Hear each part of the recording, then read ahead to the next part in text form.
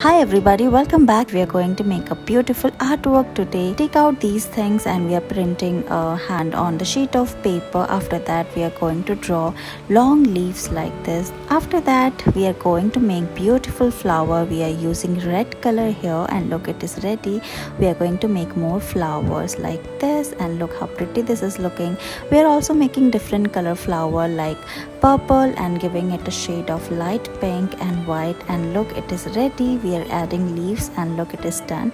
Now we are going to fold the fingers like this and look, your beautiful artwork is ready.